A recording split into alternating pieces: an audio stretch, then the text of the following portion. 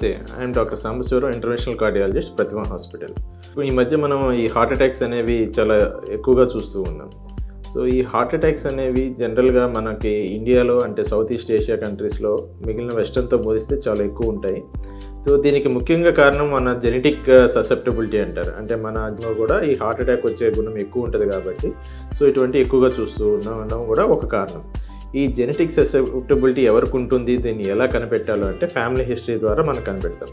So family హిస్టరీలో ఏముంటే వీళ్ళకి జెనెటిక్ ససెప్టబిలిటీ ఉంటుంది అంటే మన ఫ్యామిలీలో mother, father or the direct brother and సిస్టర్లో ఉన్న వాళ్ళలో, మగవాళ్ళలో అయితే 55 ఏళ్ళ లోపల హార్ట్ అటాక్ వచ్చినా లేదా గుండెకి సంబంధించిన వ్యాధులు వచ్చినా, లేదా ఆడవాళ్ళలో అయితే 65 ఏళ్ళ లోపల గుండె సంబంధించి వ్యాధులు వచ్చినప్పుడు అటువంటి ఫ్యామిలీ మెంబర్స్లో ఈ జెనెటిక్ ససెప్టబిలిటీ అనేది ఎక్కువ ఉంటుంది.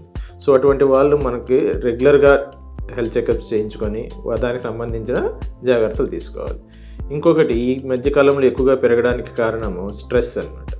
ఈ యంగ్ పీపుల్ ఇప్పుడు మనం హార్ట్ అటాక్ అనేది 20 ఏళ్ళ నుంచి కూడా చాలా మందిలో చూస్తూ ఉన్నాం.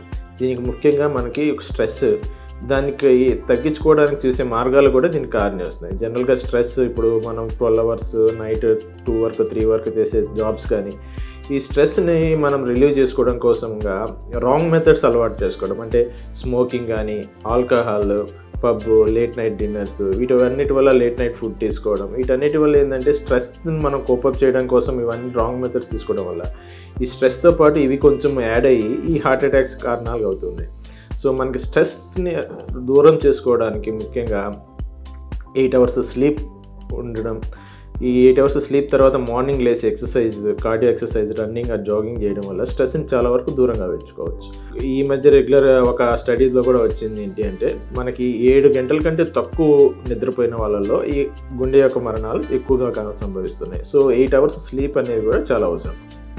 అది స్ట్రెస్ తగ్గిస్తూ ఉంది. అదేవిధంగా ఈ స్ట్రెస్ తగ్గించుకోవడానికి ఉన్న ఈ రాంగ్ మెథడ్స్ అయినా స్మోకింగ్, ఆల్కహాల్ని దూరంగా ఉంచుకుంటే ఈ యంగ్గా అంటే తక్కువ వయసులో 40 ఏళ్ళ వాళ్ళ కంటే తక్కువ వయసులో వచ్చే గుండె జబ్బుల్ని, వాటి యొక్క వల్ల వచ్చే మరణాలని మనం దూరం ఉంచుకోవచ్చు.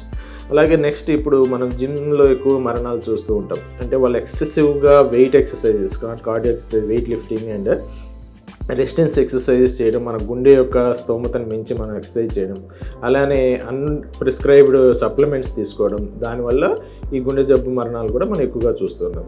సో మనం జిమ్కి పోయేటప్పుడు ఒక పర్టికులర్ ప్రాపర్ ట్రైనర్తో తీసుకోవడం, అది మన గ్రాడ్యువల్ ఎక్సర్సైజ్ ఇంటెన్సిటీని పెంచుకోవడం వల్ల కూడా ఈ జిమ్ యొక్క సడన్ మరణాలని మనం అవాయిడ్ చేసుకోవచ్చు. అలానే మనకి బీపీ, షుగరు అనేవి ఈ మధ్య చాలా తక్కువలో, ఇప్పుడు 25 ఏళ్లలో కూడా మనం బీపీ ఉండడం అనేది చాలా ఎక్కువగా చూస్తూ ఉన్నాం. సో ఇది మన జాబ్ స్ట్రెస్ వల్ల కావచ్చు, లేకపోతే మన ఫుడ్ హ్యాబిట్స్లో కానీ ఒకప్పుడు కంటే కూడా మనం తీసుకునే ఈ ప్రిజర్వ్డ్ ప్యాకేజ్డ్ ఐటమ్స్లో ఎక్కువ సాల్ట్ కంటెంట్ తీసుకోవడం, సో చాలా కారణాల వల్ల, మన యొక్క లైఫ్ స్టైల్ కారణాల వల్ల 20-25 ఏళ్ళ వయసు ఉన్న వాళ్ళలో కూడా ఎక్కువ మందిలో బీపీ చూస్తున్నాం. సో ఇలాంటి వాళ్ళు ఏంటంటే మనకి 20 ఏళ్ళ నుంచి వచ్చినప్పుడే రెగ్యులర్ హెల్త్ చెకప్స్ చేయించుకోవడం, అట్లీస్ట్ ఒక బీపీ చూపించుకోవడం, దాంతో ఒక ఈసీజీ తీయించుకోవడం, సంవత్సరానికి ఒకసారి మనకి ఇలా ఫ్యామిలీ హిస్టరీ ఉన్న వాళ్ళు ఈ కొలెస్ట్రాల్ చెక్ చేయించుకోవడం, వీటన్నిటి వల్ల ఒక రెగ్యులర్ హెల్తీ లైఫ్ స్టైల్ని అలవాటు చేసుకున్నప్పుడు ఏంటంటే ఈ యొక్క గుండె యొక్క జబ్బులు, వాటి యొక్క మరణాలను మనం చాలా వరకు నివారించవచ్చు.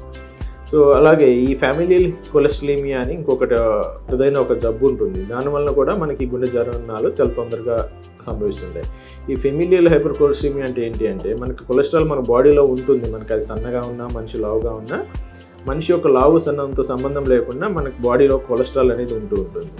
అది ఒక మోతాదుకు మించి, అంటే ఎల్డిఎల్ అనేది 200కి మించి దాటినప్పుడు అది ఫ్యామిలీ జెనెటిక్స్ వల్ల వచ్చే లోపం అనమాట.